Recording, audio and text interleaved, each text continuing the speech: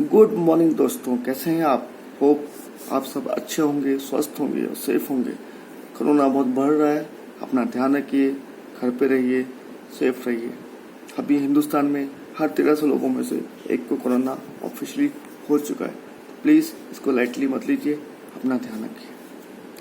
दोस्तों, अगर अभी तक आपने हमारे चैनल को सब्सक्राइब नहीं कर रखा है तो मैं आपसे रिक्वेस्ट करूँगा, प्लीज़ सब्सक्राइब करें। और इस वीडियो में अगर आपको कुछ ऐसा लगे कि वो आपके काम की बात बताई गई है या उससे आपको फ़ायदा हुआ, तो इस वीडियो को देखने के बाद प्लीज़ लाइक कीजिएगा, वो हमें मोटिवेट करता है। तो दोस्तों, आज हम बात करने वाले हैं, क्या कैश इज किंग? क्या अभी कैश में रहना ही सबसे बड़ी समझदारी है? तो दोस्तों, मेरा ऐसा मानना है कि हाँ, ये वक्त ऐसा है जब हमें पूरी तरह कैश में रहना चाहिए। अब आप बोलेंगे कि मार्केट तो 7,500 से बढ़ के 11,000 गया और हमने तो सारी रैली मिस कर दी, और आप यही बोलते रहते हो कि कैश में रहिए, कैश में रहिए। दोस्तों, शेयर मार्केट का जो मूवमेंट होता है वो बहुत कुछ सेंटीमेंट्स पे होता है, और सेंटीमेंट के अगेंस्ट ही मार्केट नॉर्मली मूव करता है। उसको हम बाद में डिटेल में डिस्कस करते हैं। पहले आप समझिए कि अगर आप ओवरऑल व्यू को ऑब्जर्व करेंगे, अगर आप समझेंगे कि मार्केट में क्या हो रहा है या मार्केट के अलावा दुनिया में क्या हो रहा है, तो एक चीज़ आपको बहुत क्लियरली समझ आएगी कि सभी बड़ी कंपनीज, सभी बड़े बैंक और सभी बड़े इंस्टीट्यूशंस अभी इक्विटीज बेच के कैश इकट्ठा कर रहे हैं। चाहे वो रिलायंस हो, चाहे वो येस बैंक हो, चाहे वो SBI हो, चाहे वो PNB हो, चाहे वो कोटक हो और कोई और, सब लोग अपना धीमे धीमे कैश इकट्ठा कर रहे हैं। तो अगर मार्केट यहाँ से बहुत तेज भागने वाला है, अगर आगे बहुत अच्छी ग्रोथ हिंदुस्तान में होने वाली है, तो क्यों लोग अपना इक्विटीज बेच रहे हैं? क्यों डेट नहीं खरीद रहे? जबकि डेट तो भी बहुत सस्ता मिल रहा है, फिर भी वो डेट नहीं खरीद रहे, वो इक्विटीज बेच रहे हैं। जब भी सर हम कोई भी चीज़ बेचते हैं तो हम उसको तब बेचा जाते हैं जब हमें ये लगता है कि ये भाव टॉप का भाव है, इसके नीचे इसके ऊपर जाना मुश्किल है। तो अगर रिलायंस को लगता है कि मुझे अभी जियो के स्टेक बेच के जो पैसा मिल रहा है, या आरामको में मुझे पैसा बेच के ये जो भाव मिल रहा है ये मेरे लिए बढ़िया भाव है, अगर उनको लगता है कि 2 साल बाद बेचने में बहुत ज़्यादा फायदा होने वाला है, तो वो 2 साल वेट करेंगे ना। क्योंकि रिलायंस अभी भी नेट डेट फ्री हुई है, डेट फ्री नहीं हुई है।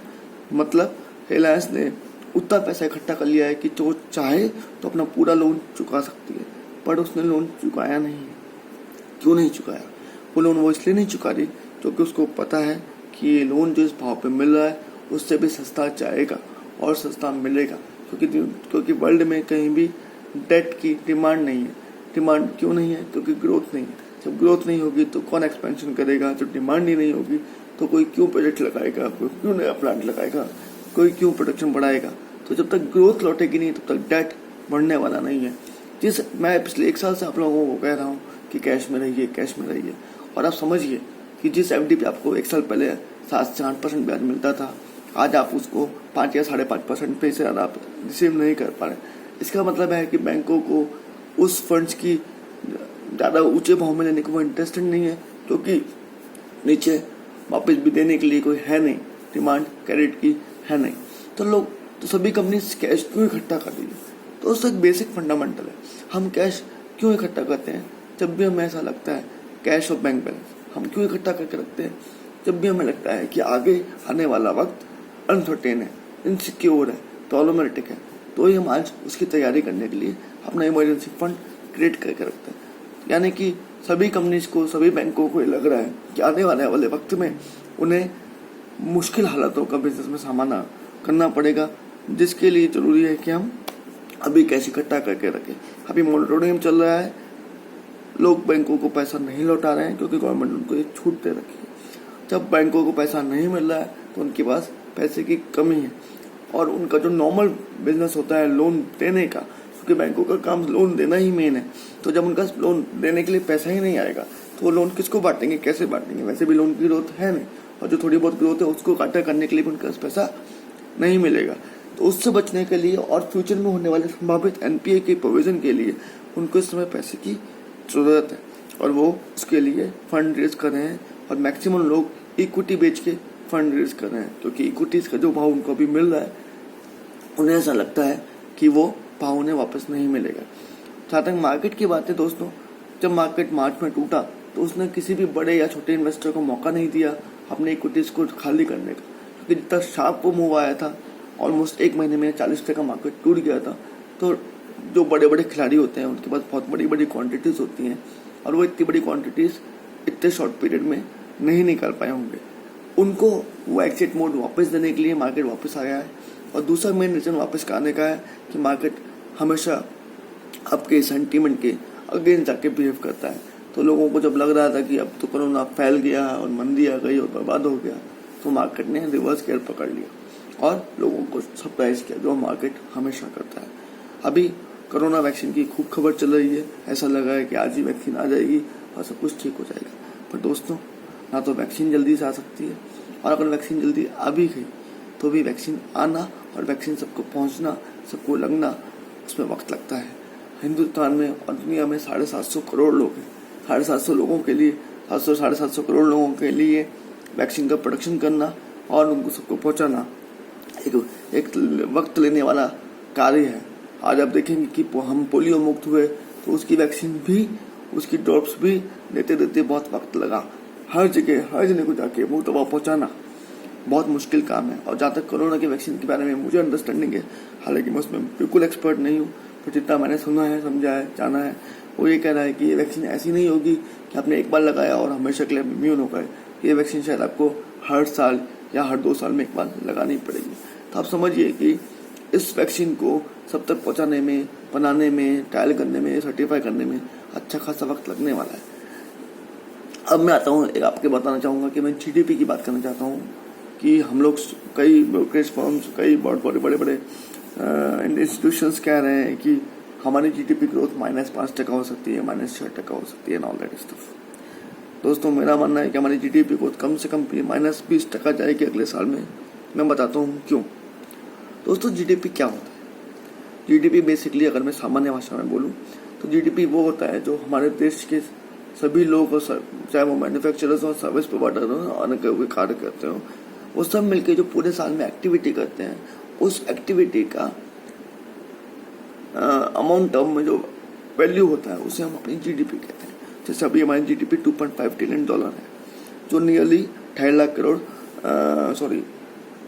70 लाख, करीबन 250 लाख करोड़ के आसपास आती है। 180 लाख करोड़ के आसपास उसकी कीमत होती है। तो दोस्तों, अगर आप समझिए कि अगर मैं आपको एग्जांपल देने के लिए समझा रहा हूँ कि अगर मैंने लास्ट ईयर हर महीने 100 रुपये का प्रोडक्शन किया है, सर्विस प्रोवाइड की, तो मेरी साल भर की GDP बढ़ के हो जाएगा, टोटल हो जाएगी 1200 रुपये।